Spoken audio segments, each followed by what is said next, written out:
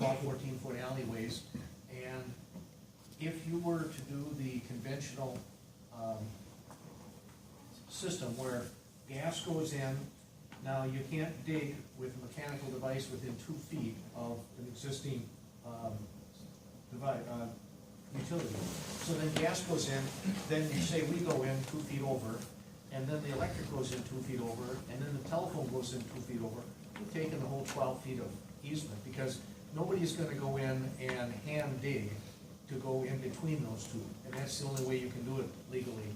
So, with that recognition, the gas companies always go by themselves because they can't be around electric or telephone or cable TV because of the possibility of us carrying electrical charges for their electrolysis problems and also lightning. So the rest of us have gone into a vertical trench, and typically the power's at the bottom, then about 42 to 48 inches. Right above them is the telephone, and then about a 2-inch separation, and then the cable TV. And then usually we'll put in ducts or conduits, or we've been putting in our own for future expansions, so that as we move forward, if we want to pull fiber in or we need to pull a cable in, we don't have to go back in. A lot of our alleys are now paved. They don't like the pavement cut. Directional boring is expensive. So we've gone that route. The city has put conduits in for a backup for themselves. They'll put their primary in the ground, and they put a conduit in on top of it, so that if the primary fails, they can pull the new primary into the conduit, so they'll leave an empty conduit there. Typically, it's whoever wants to go in can put their facilities in, and then we split the cost. That's another benefit, is if there's three people in there, and it costs $3 a foot, then each person pays $1 a foot for the trenching or the boring. And that's a cost savings for each participant. And it also, the kind of final cost savings for us on this whole thing, and an operational thing, is that we all know that we're there. So it's not a case of, you're gonna go dig, it's 2 o'clock in the morning, something has failed, and you're out there digging, trying to dig it up. Usually it's the electric.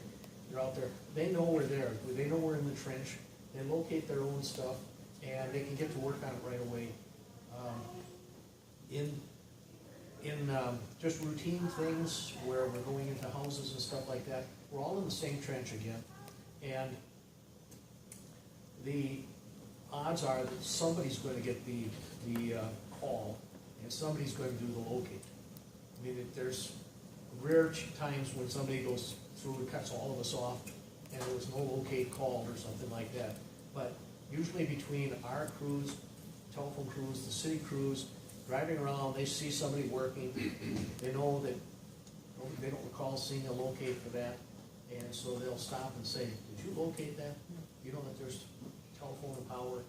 And the kind of the last benefit that we've got is by going in with the power. You know, you cut the cable TV, and it's, oh well, they lose days of our lives. You cut the telephone, you know, I mean, this is really their attitude, you know, you cut the cable TV, and it's $100 to get them to go out, come out and fix it. You cut the telephone, and it's, you know, they don't think about it in terms of 911 and stuff like that. But you cut the telephone, okay, it's $200 to have them fix it. But you cut the power, and not only is it expensive, but it's very dangerous. And, you know, every once in a while somebody gets killed or injured doing that. And so there's a little respect there. So you don't have these guys that just come flying in there with the backhoe and decide they're gonna dig for no damn good reason and not call for locates or something like that. So all of those things kind of dovetail together to make it very, very efficient. We haven't had. Can I ask a question about Sure. when the fees are being, like when the cost share is happening on the $3 a foot? Who would take the lead for? Is it the first one in, or whoever raised their hand first? I mean, who does that then? Just logistically. Logistically, it's typically has been we've had such a long-term working relationship with everybody that and we recognize that in everybody's really best interest. Whoever initiates it, we may say, like we did last year to the city, we need to go from here to here with the fiber optic cable, do you wanna come with? We get a hold of the telephone guys, we're going from point A to point B, you know, about a half a mile.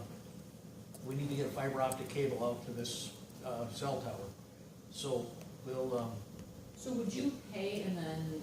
we pay and then bill. And then bill back? Yeah, Okay. we pay and then got bill it. back. Usually it's the city, over the years, the city has always got a plan, their electrical department is putting a mile or a half mile, or whatever it is, of overhead line underground. Or if it's in a subdevelopment where the city's going in, they'll take the lead on it and do it. But many a time, we've taken the lead on the thing and said, we're going in, you wanna come with us? And they'll either, it's either yes or no, and you just offer it to everybody, and whoever wants to go in jumps in with you. Sometimes nobody wants to go in, and we go by ourselves, and then they usually come back a year later and say, oh, we should have done that. Whoops, missed on that one. Missed on that one. You were gonna say something else, but I don't want to catch you on that cost. There. No, that's. I think I lost my chain of thought there. No, that's okay.